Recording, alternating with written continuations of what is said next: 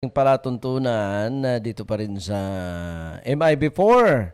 Palatuntunan saktong-sakto lang. Good morning, paring Omar. Good morning, mga boss. Mukhang may jet lag pa ang bawat isa Oh. sa nagdaang bagong taon. Ngayon ay Asais, tama Oo, ba? January 6, Oo. 2024. Oo. Three Kings kung tawagin. Tomorrow, Sabi nila. partner, Oo. ng Three Kings. Oo.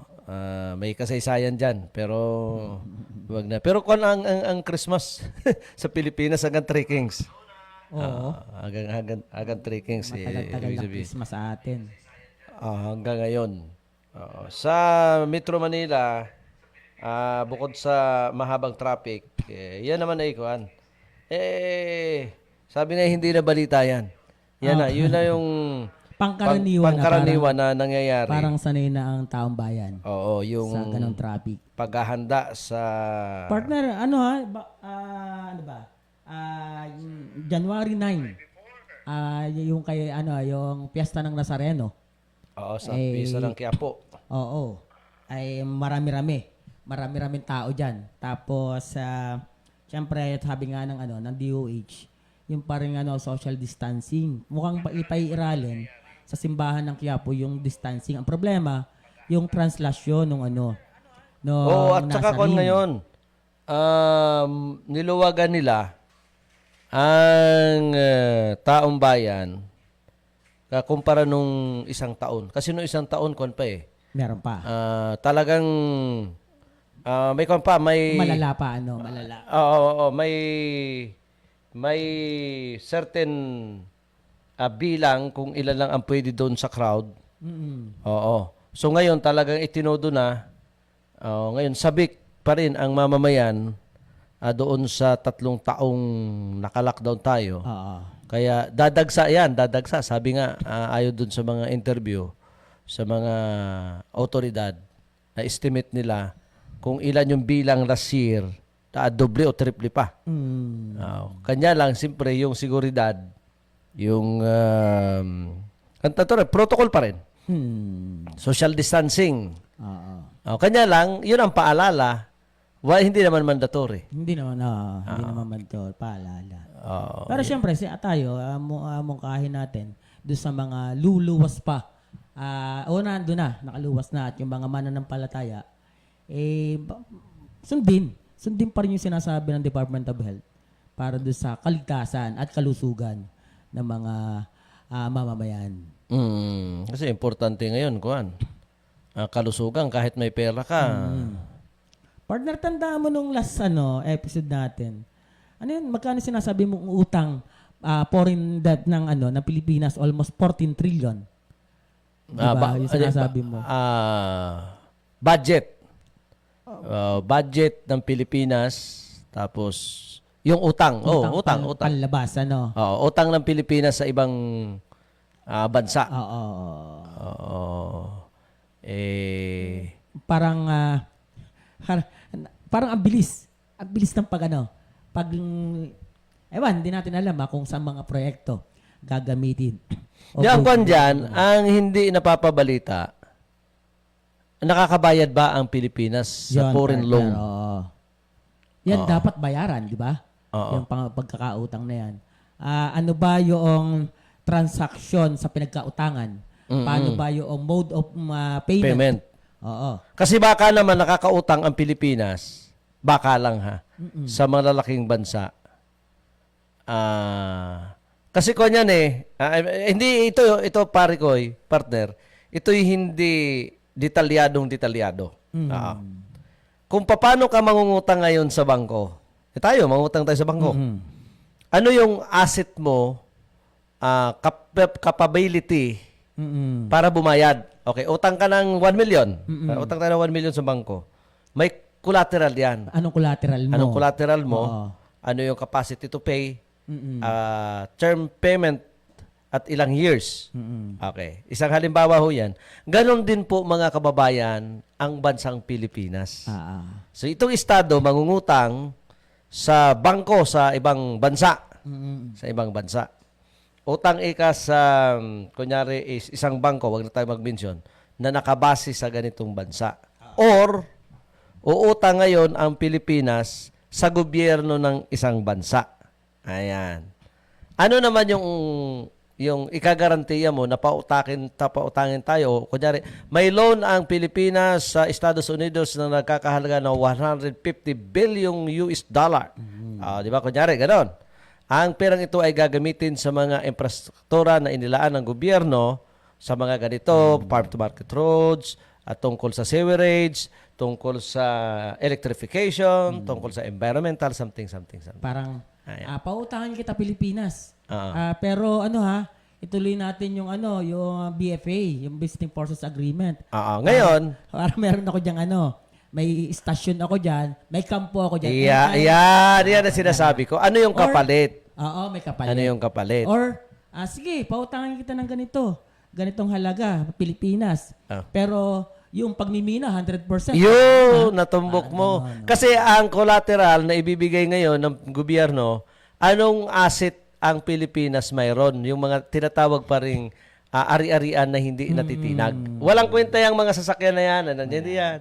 Anong mayroon ka? Magkano ilan ba ang gold sa Pilipinas? Ilan ba ang mga cobalt sa Pilipinas? Ilang gaano kalaki ang inyong pwedeng minahin? Kapalit ng loan nyo, hindi naman mag-smuggle. Yung mga ganun bagang agreement. Pwede bang pautangan kita. Pero diyan namin ibabagsak ang mga surplus naming mga produkto. Ayun, oo. Tapos, baka naman, yung mga mag-i-invest kami dyan, wala na kaming tax. Or yung tax namin ay babawasin sa loan nyo. So yun ang hindi malinaw. Ito, may mga balita na ganun, pero hindi malinaw yung term of payment at saka nalalaman ba nating mga mamamayan na nakababayad ng loan ang Pilipinas doon sa country o doon sa bansa na inutangan Partner, ng gobyerno. yung third, baka sa kaalaman po ng lahat, yung sinasabi po namin dito, 14 trillion pesos na utang panlabas ng bansa po natin, hindi po yan utang nitong administrasyong ito. Panahon po, panahon. Wala pang panahon pa time ni Aquino. patong-patong na. Nagpatong-patong partner. Kasi utang ng utang. Utang ng utang. Utang ng utang. Kaya sabi nga, may kasabihan, yung anak pa ng anak ko, ay sa taong ito, ay may utang na, kasi tayo ang magbabayad. Hindi pa daw anak, may utang na. Yun ang ko dyan. Yun ang isa sa mga kasabihan na totoo. Ang ko lang dyan, hindi natin alam nga. Mo partner nabanggit ko kanina yung utang kasi nung last episode natin, binabanggit mo nga yun na palobo yung utang panlabas ng Pilipinas. Yung paglobo ng utang ng Pilipinas, parang papasok sa agrikultura. Yung ngayon. Dapat malinaw kung saan at totoong doon napapapunta. Ngayon, partner, ang problema, yun nga, tuloy ang pag-angkat natin ng bigas. Ang Pilipinas, partner, pag gumawa ang agrikultura nito, bagsak ang ekonomiya ng bansang Pilipinas. Ngayon, halos parang nakasandig talaga tayo sa pag-angkat, partikular ng bigas. Good morning kay Joey Atwell. Laging po, Sir Joey. Gandang Happy New Year po. Happy New Year, bro. Ngayon, ang kondyan, yun yung mga, hindi ito, ayaw namin magdunong-dunungan ho rito, pero ito'y additional wake up sa mga katulad natin na nagbabayad din ng tax para ho sa gobyerno at para i-manage ng nasa nasyonal na pamahalaan saan dadalhin yung pera ng mamamayan. Kasi, chimpon-chimpo itong pinag-uusapan natin dahil nga sa national issues ngayon na ito, binabanggit ko sa programa ko na mayroong manifesto ang ilang grupo ng mga senior citizen parang signature campaign para ikangay pabagsakin, pababain na raw sa pwesto itong si Pangulong Bongbong Marcos dahil daw isa sa mga dahilan bukod ho doon na partner doon sa sinasabi nilang pagpupulburo nito, yun daw hong paggasta ng pera ng Pilipinas kung saan-saang bansa pumupunta, yung luho, Yung trip. hindi alam kung saan, sa madaling salita, walang resibo, walang patunay kung saan nadadala ng Pangulo ang pera ng Republika ng Pilipinas dahil nga sa kapalpakan nito di umano. Ayon dun sa nagpapakalat ng manifesto, ito yung kahilingan nila o tanong nila. Kasi nga sa bagsak sektor ang ng senior ekonomiya. citizen, partner. Ah? Sa sektor ng senior citizen, yung bang sinasabi mo? Kasi may manifesto ngayon sa through Facebook na ipinost nung December 30. Itong manifesto para tanggalin si BBM, umarangkada na. Ayun, yun yung title nila. Partner, kahit yung may fake news daw, yung destabilization plot na AFP at PNP. Meron din ganon. Wala pang nangyayaring stabilization, pero ang malinaw dito, yung manifesto ng taong bayan para sa inang bayan ay courtesy ng generals. Mga generals ang nagpapakalat nito. Katunayan, yung dating battalion commander dito na destino, si General Macanas, makikita mo sa Facebook niya, matindi. Kasi ang naghahabol daw ngayon, yung boto na 31,600,000 nung panahon ng eleksyon, yun na ang ay isa-isa nang nagsisipagkaltasan, alisan o withdraw sa suporta ni Pangulong BBM. Kanya lang ang mabigat doon kung mabubuksan nyo yung laman ng manifesto. Ako naman, hindi ko sa kinakampihan partner ang Pangulo ng bansa. Kasi yung usapin na yan, kakisyo, kunyari, nagsasyabu. Yun ang kon kasi may kwan daw may panay daw sila. Mayroon daw nagtatangan na isang babae na may video habang nagsisisyon, nagsasyabu itong Pangulo ng bansa. Ito naman sinasabi during bago pa siya maging pangulo. So ang tanong dito, bakit hindi nila ilabas? Dalhin nila sa Senado, dalhin nila sa Kongreso. Hindi yung panay-banat lang sila. Naiiskandalo ang seguridad ng ating bansa. Siyempre, partner, kahit nga partner, yung mga ganyang sinasabi mo, parang plot, sa destabilization plot sa Pangulo, malaking malaking sa pinapagpasok ng nangangamba yung ilang mga investor pag may mga ganyang may mga ganyang bali-balita.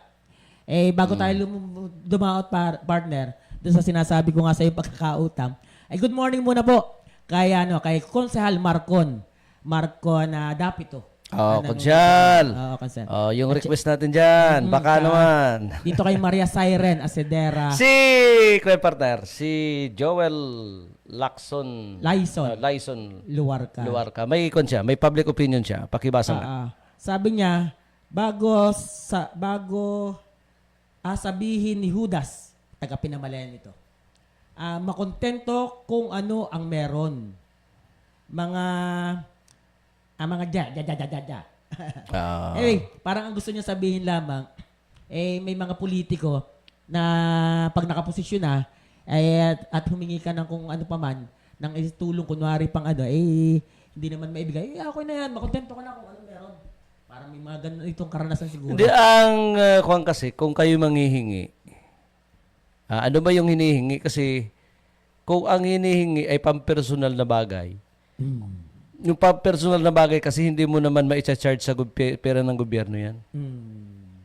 Limitado kasi although yung budget, may pera ang gobyerno. Kanya lang yung legality ng pag-dole out, ng pagbigay, doon naman nahihirapan yung ilan sa mga politiko. Kaya yung iba ay nagiging corrupt. Yung iba naman na politiko, sa totoo lang, may mga ilang politiko na... Partner, actually, ako makasingit dyan sa salitang corruption, ay totoo naman na kung bakit lumobo ng ganyan kalaki yung utang natin panlabas ay gawa ng korupsyon. Ano? Parang ang nangyayari ngayon, partner, alam na ng mga politiko, alam na mahuhusay na yan, na may korupsyon sa loob ng gobyerno. Pero ano bang solusyon?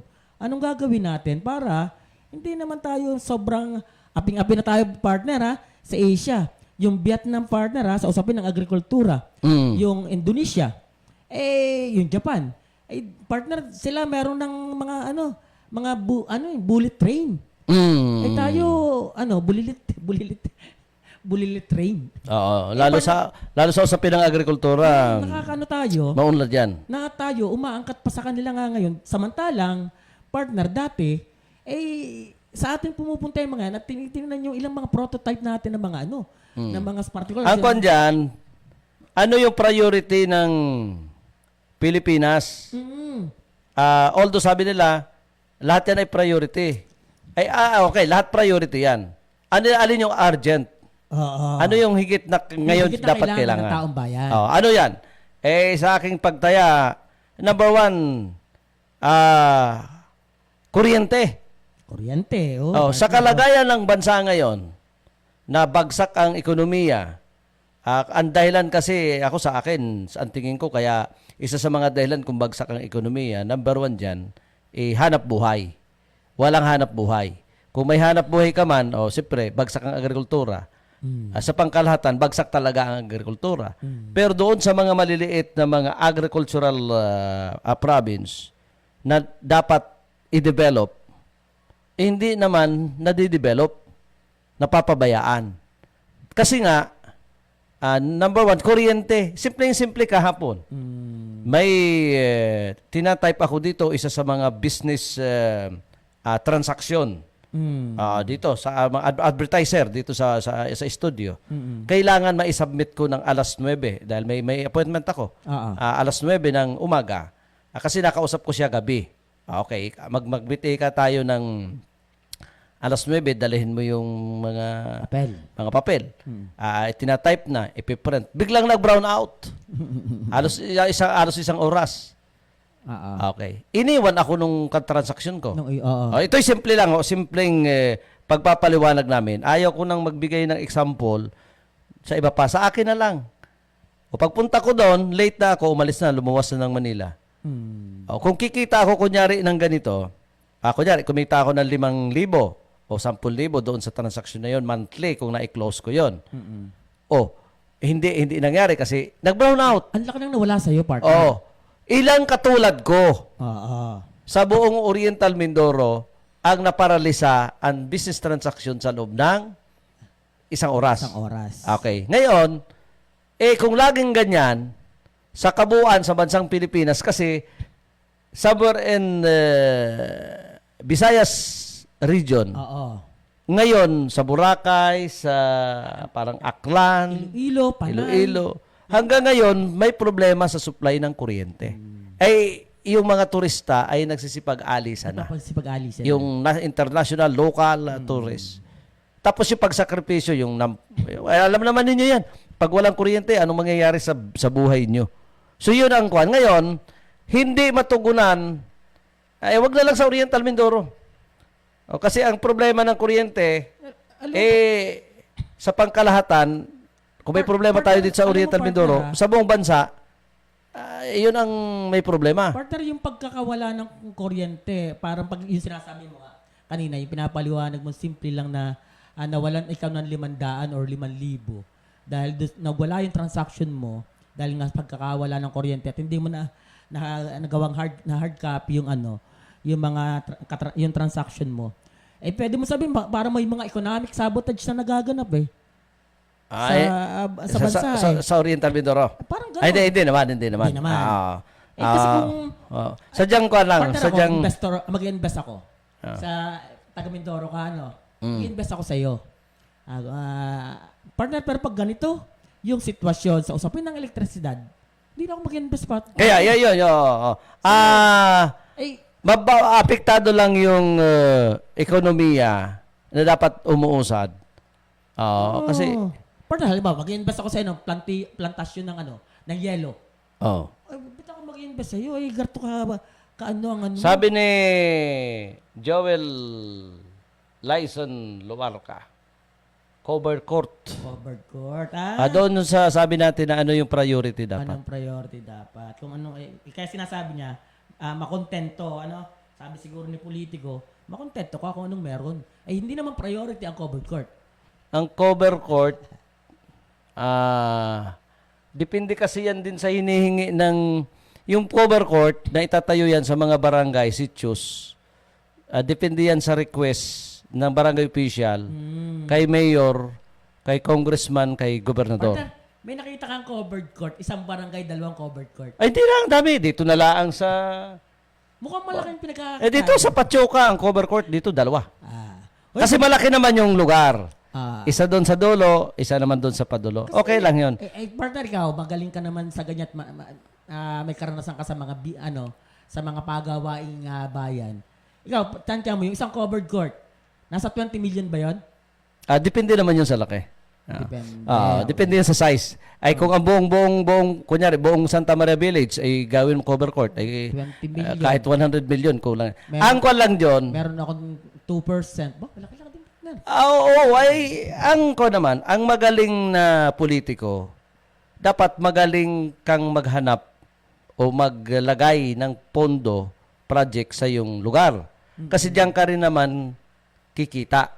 Tsaka magaling ka maglabi. Di, 2% nga sabi mo, 10% ngayon. Oh, kita mo, 10% Oo. pala. Sa cover court, ang SOP dyan, may mga kinakaltas pa dyan para sa DPWH. Ang linis, linis na ako. Ako yung naglagay ng project. Partner, good morning kay Paul. Kay Paul Mendoza. Linis na ako, partner, sa 8%. Partner, tingnan mo. Yung tira na 12, tira sa 12, may pag-iiwanan ako niyan. Tama, partner. Nakikwenta beho natin yung mga ganyang pagawaing bayan. Pero partner, bahagi ng korupsyon yun eh. Bahagi, partner. Ay, sasabihin, ang nangyayari nga lang, partner, kaya nagiging legal. Ay, kala ka na. Hindi rin kasi ganito yon. Wala naman akong nakikitang, kasi nangungontrata rin ako. Nagbibigay din ako. Partner, yung sa iyo.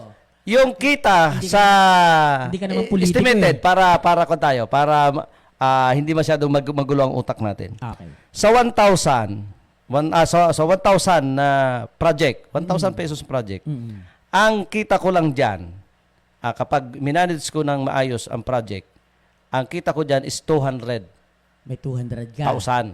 sa 1,000 concreting. May 200 pesos ka. 200 pesos ako. Yung 200 pesos ko, minsan, babawasan pa yon dahil bibigyan ko si kapitan at bibigyan ko yung nagbigay sa akin ng project. Kunyari, senador, o kaya, kung sino man, may commissioner dyan. Kinukuha yan doon sa kita ng kontratista. Kaya walang corruption. Kasi yung 200 nakita ko sa 1,000, magbigay ako sa politiko sa hindi, akin na yon. Yung kita lang ng kontratista ang nababawasan. Ibinibigay kung yung mga dapat pagbigyan. Ngayon, ang siste lang nito, minsan, nagdadaya na itong kontratista. Doon papasok yung, corruption pa rin, pero kailangan, yung inspector naman, yung quality ng project, dapat babayaran mo rin yun para yun nga eh.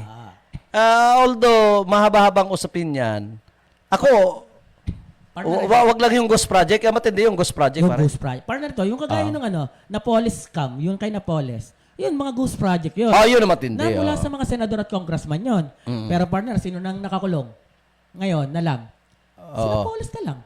Pero yung mga senador, congressman, malaya sila. Hindi, kung hindi ako kamali, si Napoles, nakakulong, hindi na dun sa kaso ng graft and corruption. Iba na. Kaso niya ng Iba na. korupsyon, ng pagnanakaw yan eh. Oo, partner, may iba pang kaso yun, Mare, dahil hindi napatunayan. Parang kidnapping na lang ata, partner eh. Yung kaso niya na yung badingin na yun na lang ata yung kaso nga eh. Partner tingnan mo, yun, mga ghost project yan na minekos-mekos lang. ni Janet Napoles at yung mga secretary na lang nitong Yun ang kuhan, yun ang mabigat. At nagpabiktima. Alam naman yun ng mga senador.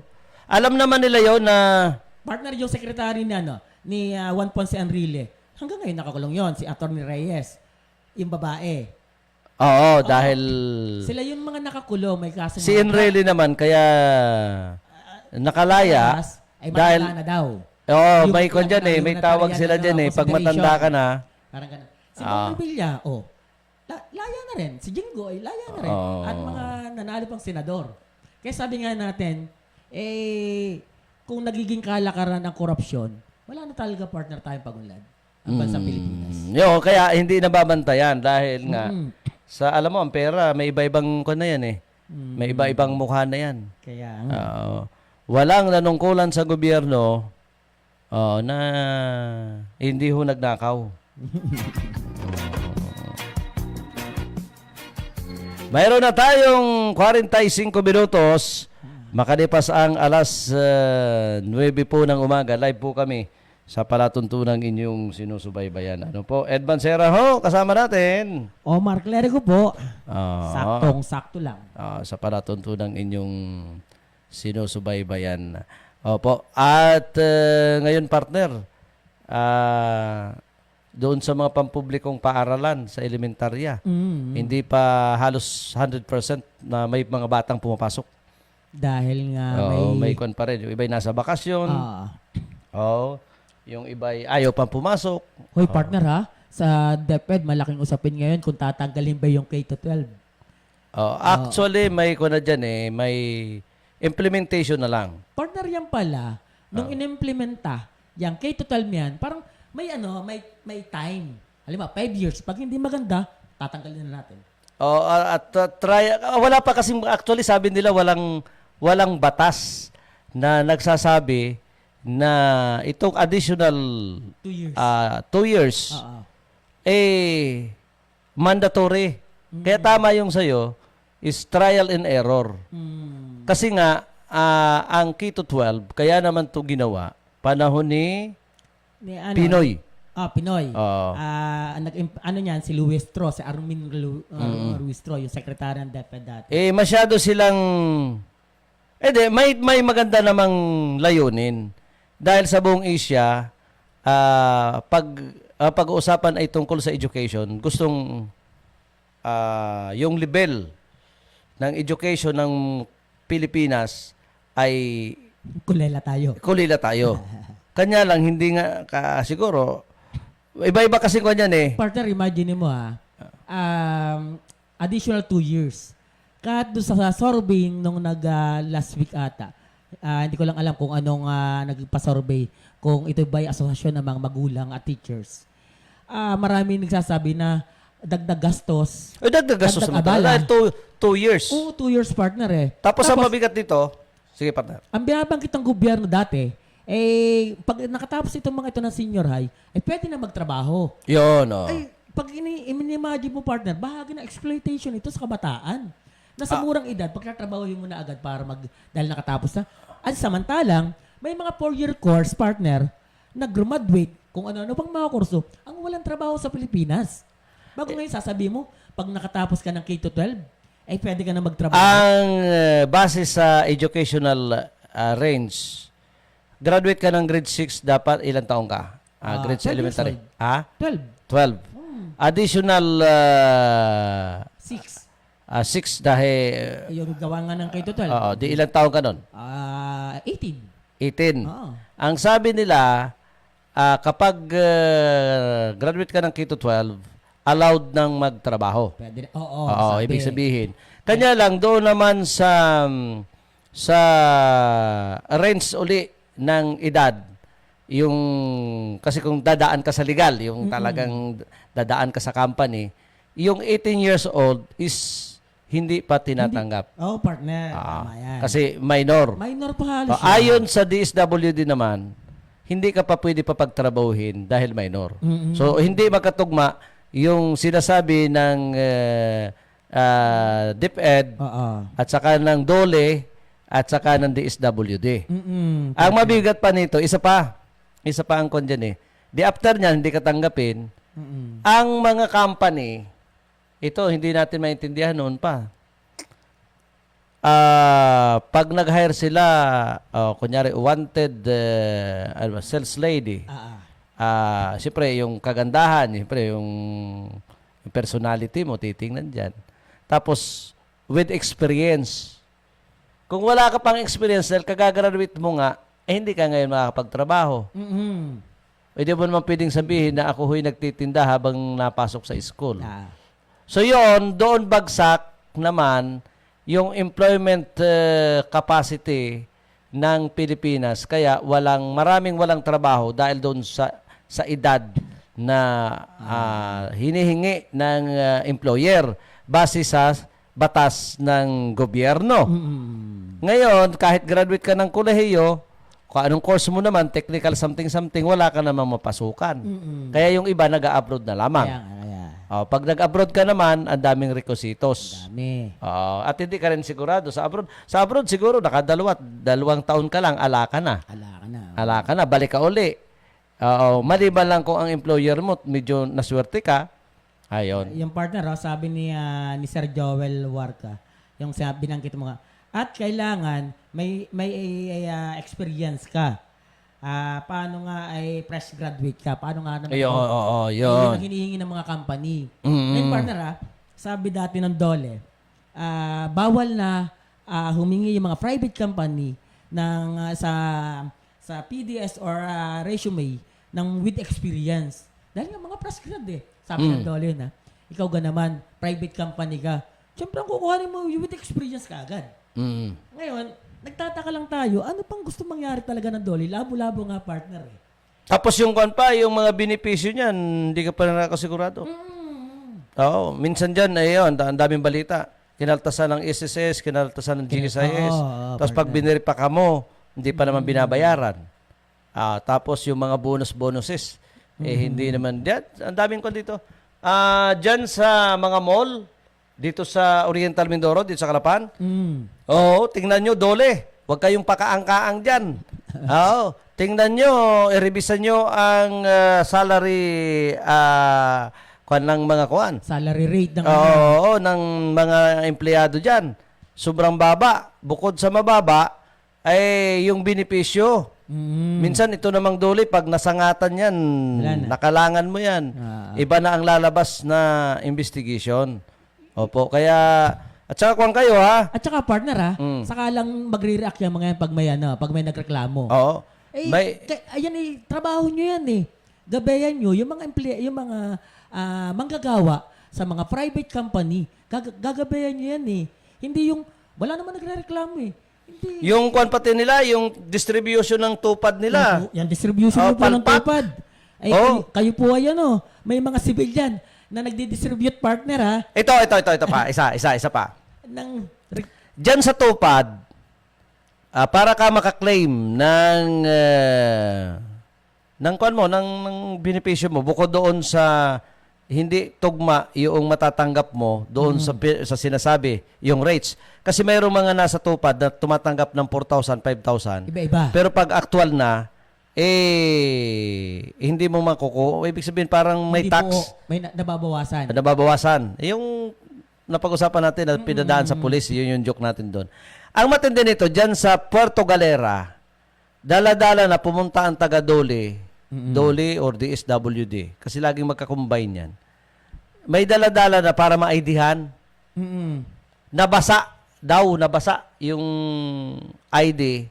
Siguro 50% ng beneficiaryo nabigyan ng ID, yung 50% is nabasa, nawala. So ngayon, sweldohan na nitong bagong taon, nitong last year, bago mag-December at saka bago mag-New Year. Yung mga nabasaan ng ID, hindi nakasweldo. Kasi kung sa Palawan, dadaan yung sweldo, hahanapan talaga. Ngayon, babaguhin. Bago pa nabago yun, baka abutin pa ng 1 buwan, hindi pa nabago. So kasalanan ng taga-DOLE, kasalanan ng kung sino man, ipinasa mo doon sa mama, sa ali na umaasa na nagwawalis-walis sa kalsada at karagdagang additional pera para sa kanyang medianotse, sa kanyang kung ano man, ay hindi nakatanggap. Tapos, bukod pa dyan, yung mayroon ng okay na, magki-claim ka na dati-rati ay ibinibigay sa barangay, ipinatatawag, bigyan ka ng stub para maklaim mo, ay hindi nila ginawa agad-agad. Ang iba pumunta mismo dyan sa dole para makakuha nung card, nung control number. Ay kung wala ka pang ID, tapos wala kang pamasahe, magkano ang pamasahe mo, balikan. Oo. Oo. So nabawasan ngayon uli. Uy, tayo Di tayo, ba? partner. Hindi naman natin inaano yung dole pero ewan ko kung yan bang distribution ng mga forms sa tupad galing sa dole ay may mandato ba ang dole na kahit sibilyan ay pwedeng mamudmud. Hindi ba ay pwedeng mamudmud na mga anong yan, na mga form na yan para sa tupad. Kasi yun nung isang nakikita ho dito ang nagbibigay ho ay hindi ho namin alam kung affiliated sa dole. Oo, ay sana ho baka hindi ho namin kayo inaano pero trabaho niyo po yan. Pero may mga nagrereklamo sa atin yan, sasabihin nila, ba't sa MIB4 nagreklamo, hindi sa amin? Hindi na nga, galing na nga sa inyo ang problema partner. Marami yan marami doon sa pinagpapasapasahan nyo. partner marami doon sa nagbigay ng form na civilian. Hindi ko nga alam kung sabi ko nga, sino ba yan? Affiliated ba ng dole yan? Hindi daw din nila alam. Ngayon, tayo ang tinatanong, itong MIB4, na, sir, baka naman pasabi sa dole. Kailan ang release namin? Nung daw kanilang pinilapan, sa tupan. Kaya medyo mahirap. Kaya sabi natin, punta na lang ko kayo direkta sa opisina ng dole. Ngayon, kung may nakikinig na taga-dole po sa atin ngayon, malaya po kayong pumunta dito para ma-interview namin kayo at malaman din natin yung inyong Kasi may mga ganyan nung usapin. Sa usapin ng tupad-tupad na yan. Alas 9:56 na po ng umaga, dito sa amin, diretso lang ating palatuntunan. Wala pa ho kami mga sponsor. Wala pa kaming advertiser. Sa banda-banda rin ho yan siguro. Sa banda-banda dyan. Hindi rin magkakaroon. Hindi mawawalan. Hindi rin mawawalan. Hindi mawawalan. Anyway, usaping politika, alam nyo, bagay, yung mga politiko ho, wala namang ibang pwedeng pag-usapan yan kundi politika. Paggising niyan sa umaga, bago yan matulog. Pero partner naplangketa na, nagpapapugian na sila. Nakakatuwa din naman partner dahil, pero ako mas natutuwa ako doon sa mga tao, mga politiko, na maaga pa nagpakilala na. Mabigat na partner, mabigat na tibagin yun, yung mga ganon. Sa provincial level, dito sa Oriental Mindoro, sa gubernatorial, walang lumulutang. Nalalaban kay Governor Bonds. Na seryoso. Na seryoso. Mayroon ditong nagpapaputok, pero yan na may kwan. Parang ibinasura na rin ito ng ilang butante dahil ito'y kumandidato na rin sa isang party list na nakita nilang hindi naman seryoso. Hindi seryoso. Kaya kahit ilang ulit nyo yung paputukin, kasi nga may ilang sektor na nagsasabi na ito raw taong ito ay pupwede ng kumandidato. Kanya lang, ito palang taong ito naman ay ayon din sa nakakausap natin, papaniwala ka dyan. Di ba? Yan kay kumandidato na sa isang party list na dyan sa 2nd District. Walang matinong kampanya yan. Ngayon magpapaputok na gobernador. Hindi lang nasunod yung gusto niya. Kaya mga ganun baga. Sa vice governor naman, parehas din. Wala pa ring matino na nagsasabi na sila ay kakandidatong yung seryoso na vice governor. Kasi tingnan mo nga naman, paano kayo mamahalin o paano kayo iboboto ng mamamayan? Kunyari sa vice governor, yung mga talunan. Di ba? Paano ka mamahalin uli ng taong bayan katulad ni Atty. Jojo Perez? Talo. Di ba? Yung capacity niya para kuwan kasi yan versus kasi yan Kasi ang nakaupo ngayon na vice governor, di ba? Versus kunyari Jojo Perez, isipin ng mamamayan, dito na ako sa nakaupo. Artista. Oo, bukod sa artista, medyo maayos daw kapulong at Oo. something. Tapos, kaya ito namang si Attorney Mong, hindi mo rin maintindihan kung governor o board member. Kung saan papalaot O, talaga. saan papalaot. Tapos, itong dalawang pangalan na ito na gustong kumandat ng vice governor, ay parehas ito talunan. O, dahil ito si Atty. Mong, kumandidato itong kunsyal ng Nauhan sa kanyang mismong baluarte, ay talo. O, di ba? O, ngayon, si Ito namang Jojo, dating former governor, vice governor, Jojo Perez, ano naman, talo din. talo. Kahit sa kanyang barangay. Kahit sa kanyang barangay, hindi ko alam. Oo, parang ganun. Oo. Ngayon, maghahangad ka ngayon ng mataas sa posisyon uli. Paano mo ipaliliwanag sa mamamayan na yung mga ganong kwento? Paano ka pagkakatiwalaan versus dito sa incumbent? Ito yung sinasabi natin. Kunyari, hindi si Falcon ang kalaban. Kunyari, at sinasabing ito ay magko-congressman sa 2nd District. So, bakante ngayon ang vice governor. Oo, ibig sabihin, sa side ni Gob, walang incumbent na labanan. Doon siguro magpapaliksahan ngayon itong dalawang talunan, si Atty. Mong at saka si Jojo Perez. So, ang lamang naman itong dalawang ito, kukuhanin ba ni Incumbent governor. governor, alin man dito sa dalawa? Si Mong, Atty. Mong, o si Jojo Perez. Pero may may ibang usapin yan. Usapin ng partido partner. O partido at naglaban-laban sila. Tapos, sa bagay, na yan. Given na yan. Atty. Doy, kakampi ni Bones, nung unang laban. Tapos, nitong huli, naglaban.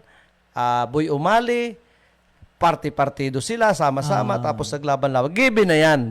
Nangyayari na yan sa crowd of politics. Kaya kung minsan... Kanya lang, ang kanya partner, maniniwala ba sa inyo muli ang taong bayan? Di kaya halatang inuuto nyo ang mamamayan. Di ba? Partner matalik na magkaibigan. Ito nga dating Congressman Doy Lechon. At itong dating Vice Governor Jojo Perez. Ay alam nga naman maghiwalay partner yan. Halimbawa, yung binabanggit mo nga kanina, alangan pumunta sa GSM si Jojo, samantalang MBS ito. Pero hindi, may hindi naman hamon. May Kasunduan. may gustong mangyari si Governor Bones kasi ito, ayon sa ating bubuwet, alam din natin to kinausap nito si Boy Umali at saka may nabibinbin itong usapin kay Congressman Arnan na wala ng laban-laban sa 2025 election. Magsama-sama na sila para daw sa kapakanan ng mamamayan. Ay, parang si Boy Umali committed na. Parang pumasok na siya sa ganong usapan. Si Congressman Arnan, sabi ni Congressman Arnan, never. Hindi ako po pwedeng pumasok sa isang ganyang kasunduan. Katunayan, si Governor Bones Dolor sa isang okasyon last year diyan sa Puerto Galera reconciled na kay Rocky. Ito pinakamatindi niyang kalaban sa politika diyan sa Puerto Galera. Kasi yung kapatid niya talo ni Rocky. Oo. So sa usaping politika medyo kanto. Sa isang araw kaya bukas tutuloy po namin to. Ito'y hindi man saktong-sakto. Ito'y malapit ho sa katotohanan. Basta kami ngayon na hindi tumatanggap po kami ng problema. Kami po ngayon ay booking nga ang problema. Ang problema ho namin ay saradong-sarado na ho. Sige partner, ito po ang inyong lingkod. Wala na po tayong oras partner Oo nga. Wala na kami oras. Ito po ang inyong lingkod. Omar Clergo po. Ed Bansera po ang nagsasabing kami po'y naglilingkod sa Diyos, sa bayan at sa tao. Magandang araw po o gabi, tanghali, saan man kayo sa bansang Pilipinas, sa buong mundo. Opo, na kami po inyong pinanonood, pinakikinggan sa pamagitan po ng YouTube, sa pamagitan po ng Facebook, sa mga recorded na aming palatuntunan. Kami, katulad din ninyo, na patuloy na nangangarap para sa kapakanan ng sambayanang Pilipino.